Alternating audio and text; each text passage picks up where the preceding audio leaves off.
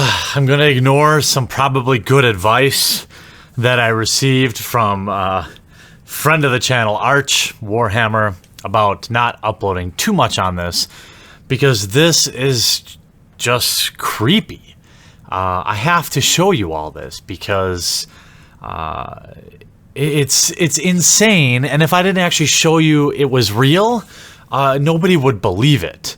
I have been getting a ton of great screenshots and evidence sent to my WOTC asked for this at gmail.com, including several people who didn't speak out publicly about receiving either bans or warnings from Wizards of the Coast simply for being members of Facebook groups that Wizards of the Coast didn't like. Essentially meme Facebook groups, not hurting anybody.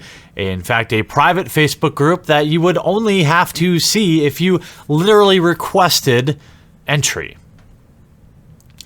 I'm going to share with you some of the communications from Wizards of the Coast so you can fully understand just how insane their actions are and that this is real.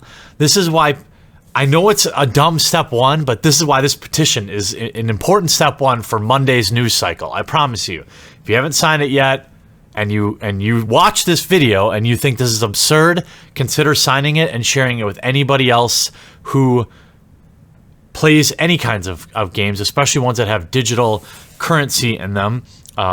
Imagine Steam revoking, I don't know, all of your titles because Valve didn't like something you said on Facebook. Like, that is literally what Wizards of the Coast is doing. And nobody outside of the people who get it, who follow this channel, even seems to care or know how dangerous this precedent is. I want to start with a couple pieces of information. So, firstly, if you don't know who Travis Wu is, he is a professional Magic player. Literally on the payroll for Wizards of the Coast, and was banned for 1 year, which means he lost his actual salary. He was fired from his job, okay, where he got what I understood was like $30,000 or $40,000, including plane trips to compete in these events that promote the game. He was fired for having a Facebook group for memes. You might say, baloney. Well, here's the email. Mr. Wu, we write you in regarding the reports of code of conduct violation arising from your involvement with the creation and administration of a Facebook group called Magic for Bad. The committee has reviewed these reports and decided that your DCI membership has been suspended for 12 months. This is a man who was in real life fired from his job for memes. Now, the reason he was fired wasn't even anything that he necessarily did. I was a member of this Facebook group. He almost never posted. They weren't over memes that he posted. It was just that he created a Facebook group and people did things in that group that Wizards of the Coast didn't like. I'm going to say that again because it's that absurd. He opened a Facebook group. Things went on in that Facebook group that his boss didn't like, and he was fired for it. The overwhelming majority of posts in that group, as a member, I can say, he almost never participated in. I can't even believe this is the reason the man was banned. I believe also what led to his banning was that he publicly stood up for me, and it cost him his job. So I admit I'm emotional about this because I do feel bad because I consider Travis a friend. And I know in this modern climate, while he goes through an appeal with Wizards of the Coast, it's probably not doing him any favors to call him my friend. But unfortunately, this is bigger than him or I. This is bigger about our unbannings. This is what Wizards of the Coast is doing. They are literally digging into people's personal social media activities and putting on, imposing penalties, stealing their digital products. Now, let's look at some more interesting communication. Let's just read.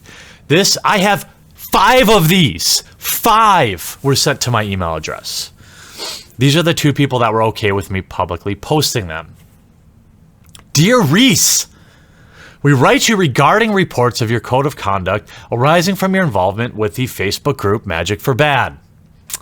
The internal player committee has reviewed these reports and have come to the following decision: an official warning for violations of the code of conduct, but no suspension at this time.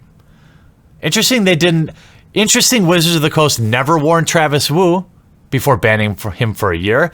Interesting that Wizards of the Coast at no time, this is a question people ask me, I have never once even received a warning from Wizards of the Coast before receiving a lifetime ban without possibility of appeal. Now just read how this is written. We hope that you use this as an opportunity to reflect and improve your behavior. Future infractions will be considered repeat offenses and will result in increasing penalties. While we do our best at Wizards of the Coast to give players a chance to improve, we will indefinitely suspend players who continue to create negative experiences for the Magic community. Again, this was a result of him being a member of a Facebook group.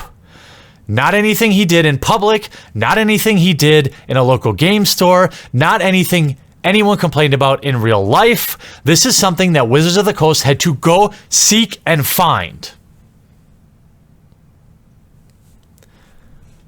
Think it's just one? You would be wrong. Here's another. He asked his name be removed. The exact same message. Different player. We hope that you use this as an opportunity to reflect and improve your behavior.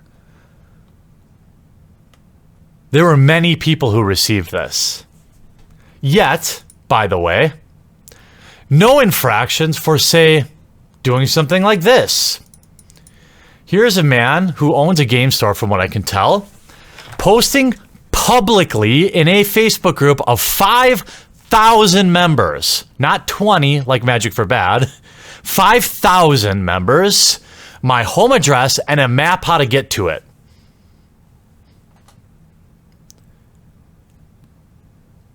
This man probably has a DCI number. Do we think Wizards of the Coast will ban him? I reported him. It will be interesting to see if he does. And by the way, by Wizards of the Coast logic, the administrators of this Facebook group should also receive, at minimum, warnings.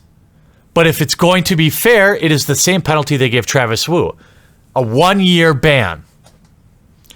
Because, of course, all they did was have this Facebook group where somebody publicly posted it. Do we think Wizards of the Coast is going to hold them to the same standard?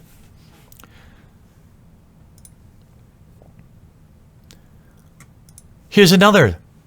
I can't tell you how insane this is. Here's Angie Young saying, local game store banned 3 people, including Spectra06 Live, who's a follower on Twitter, from their store today for defending MTGHQ. This is the precedent that Wizards, they should have tagged him right, has set by banning for wrong opinions.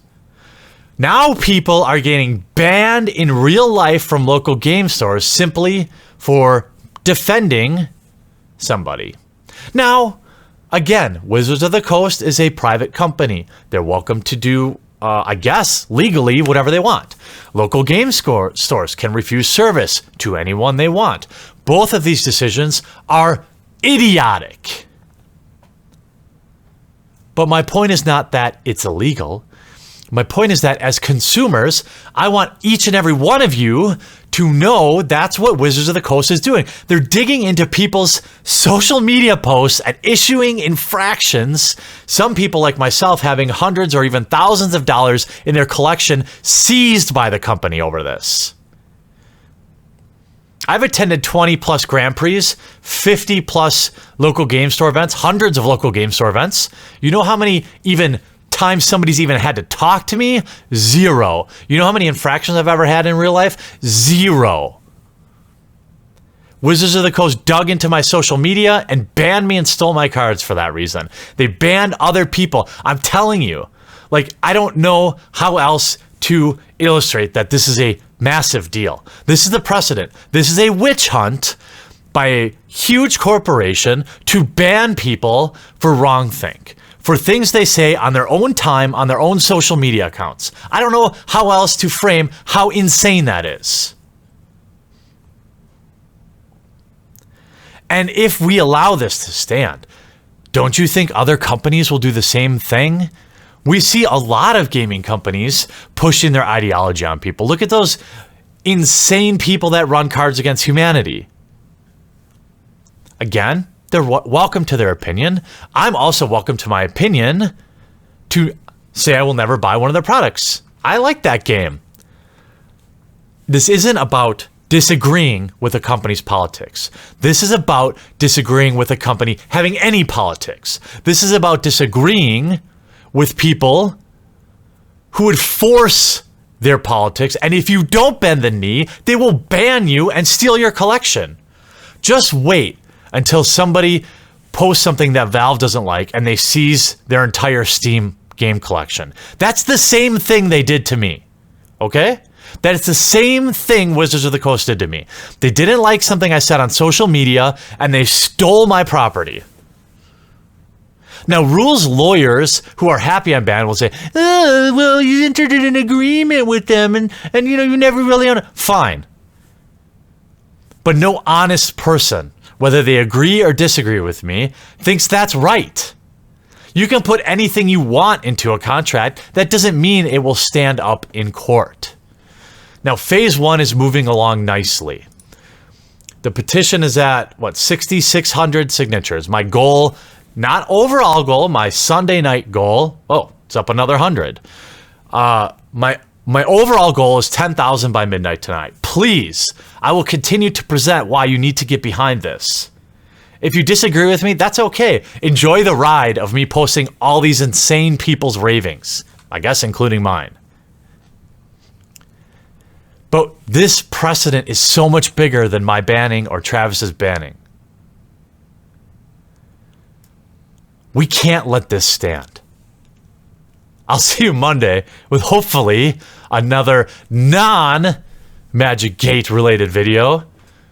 I actually have other videos I want to make, but just none of them seem to hold a candle to how important this is, to getting the message out there. Sign the petition. Tell your friends. I don't care if they play Magic. It doesn't matter. If they play any game that they buy, imagine having all your... I think you get the point. This cannot stand. I hope to see you in a little bit better mood on Monday. We'll see what happens.